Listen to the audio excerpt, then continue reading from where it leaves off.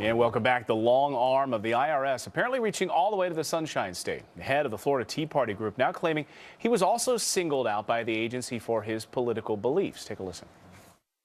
When I was chosen as the executive director of the organization, what was the criteria, what were the meeting minutes, and why, and were other candidates looked at? For them to target and profile organizations and individuals based on ideology should scare everyone.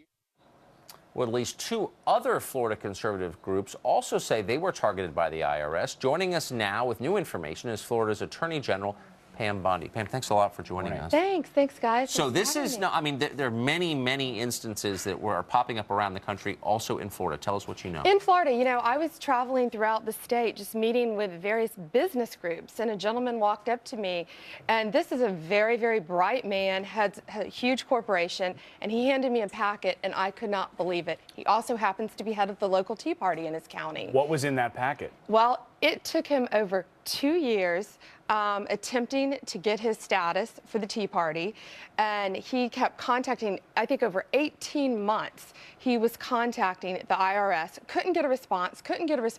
Finally, when they did, they gave him 2 weeks to respond, asking him all sorts of questions, such as what's discussed at your meetings, all kinds of personal questions that shouldn't have been asked. And he documented it well, and he said the agent told him, listen, this isn't me, this comes from above. Meanwhile, the president's half-brother had a fake charity get IRS tax exemption in 30 days. Yeah, isn't that interesting? The saddest part is that guys like the person you just described probably complained about it, and no one believed him until now.